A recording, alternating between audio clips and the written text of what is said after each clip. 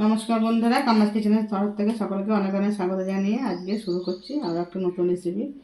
আজকে আমাদের করে দেখাবো পালং শাক নিয়েছি, গুগলি নিয়েছি, পালং শাক দিয়ে গুগলি দিয়ে একটা অন্যতম রেসিপি। খুব ভালো লাগে রেসিপিটা, তার জন্য নিয়ে নিয়েছি। দেবো আমি পালং শাকে বেগুন, আলু, গাঁটি, ভাজা কলাইয়ের ডাল, গুগলি শাক। আমি তাহলে তার জন্য একটা মশলা বেটে নেবো। মশলা বেটার জন্য পেঁয়াজ, আদা, রসুন নিয়ে নেবো, গোটা জিরে আর শুকনো লঙ্কা। চলুন তাহলে মশলাটা আমি বেটে নিই।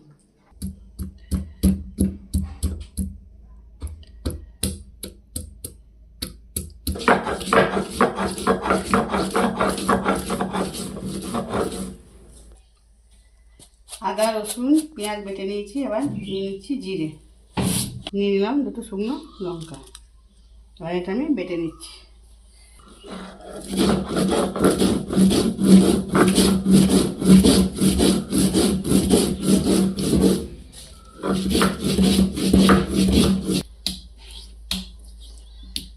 মশলা বাটা হয়ে গেছে, এবার তুলে নিচ্ছি।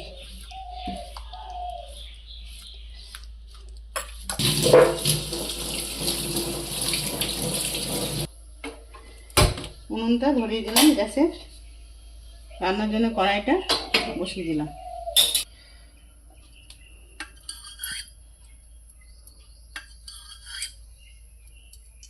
প্রথমে গুগলিটা আগে একটু ভেজে নেব, তেলের উপরে একটু হলুদ।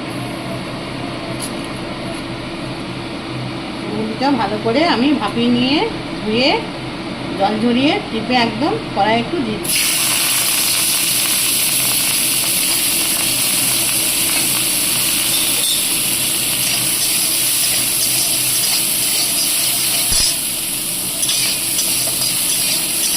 গ্যাসের আঁচটা কমিয়ে একটু ভাজা ভাজা করে দিলাম। একটু ভেজে নিয়েছি, এবার আমি এটা তুলে নিচ্ছি।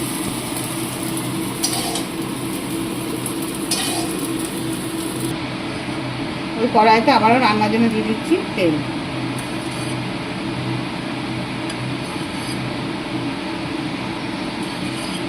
খুব সুন্দর এই রেসিপিটা, এত ভালো লাগে রেসিপিটা, খেতেও খুব ভালো হয়। ফোড়নের জন্য দিয়ে দিলাম গোটা তেজপাতা, একটু পাঁচফোড়ন দিয়ে দেবো, ভাজা কলাইয়ের ডাল।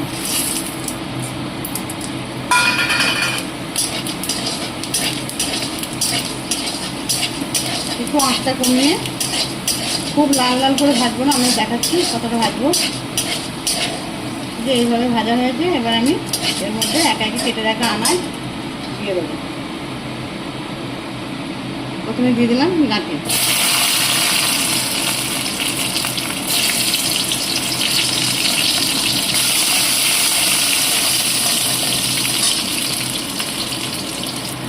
আলু,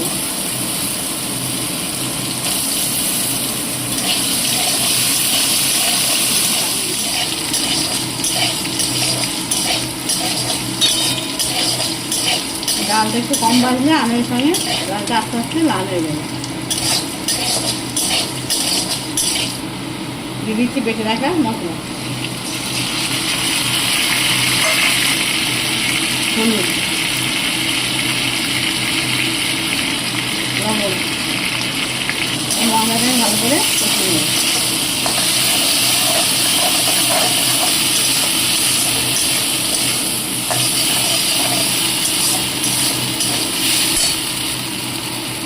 দিয়ে দেবো ভেজে রাখা গুগলি।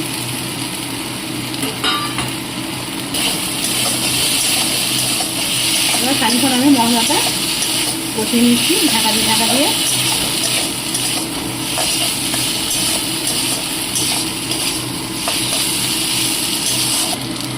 দিয়ে দিলাম গাঁটি। অনেকক্ষণ মশলাটা কষিয়ে নিয়েছি, এবার মশলার উপরে দিয়ে দিচ্ছি ছোটো ছোটো করে কুচিয়ে রাখা বেগুন। আমি বেগুনটা আলাদা করে ভাজিয়ে নিই, আমি এর মশলার সঙ্গে কষিয়ে নিই।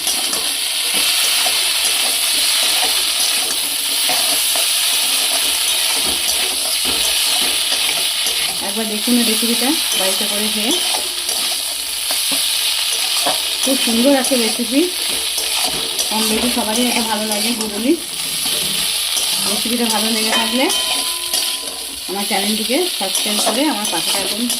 যদি আমাকে আপনাদের যোগ্য মনে হয়, রান্না দেখে ভালো লাগবে, আমার পাশে থাকুন। যারা ফেসবুক থেকে দেখছেন তারা চ্যানেলটিকে ফলো করতে ভুলবেন না। কমেন্ট করুন, শেয়ার করুন। প্রথমে একটা লাইক দিয়ে আমার রেসিপিটা দেখা শুরু করুন। আরও ভালো ভালো রান্না চ্যানেলটা আসতে চলেছে, তার জন্য আপনাদের প্রথমে সাবস্ক্রাইব করে করতে হবে চ্যানেলটিকে। চলুন বেগুন দিয়ে আমি মশলাটা খানিকটা কষি।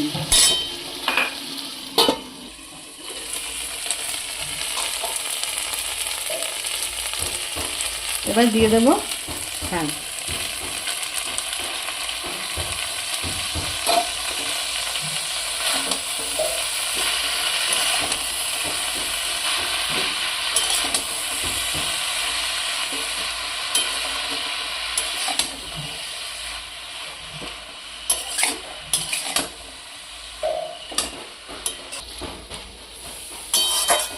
যেহেতু মশলাতে লবণ দেওয়া ছিল, তার শাকটা দেখুন কতটা কমে গেছে নাড়তে নাড়তে। এবার হালকা একটু জল দিয়ে আমি ঢাকা দিয়ে একটু আনাজগুলো সেদ্ধ করে নেব।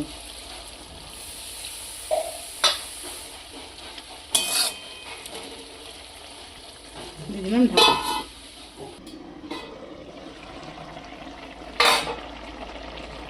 দিয়ে দিচ্ছি সামান্য একটু মিষ্টি। আমি আনাজগুলো খানিকটা সেদ্ধ হওয়ার পর মিষ্টি দিলাম। কি সুন্দর গন্ধ বেরোচ্ছে, হ্যাঁ দারুণ গন্ধ বেরোচ্ছে। আবারও দিয়ে দেবো একটু ঢাকা।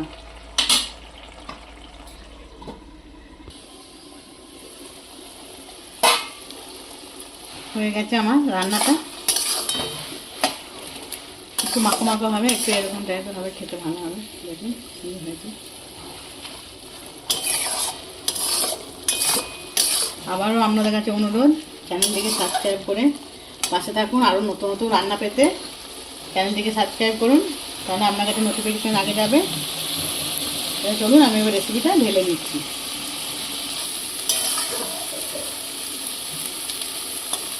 চলুন এবার আমি ঢেলে নিচ্ছি। এতটা শুকনো করেছি,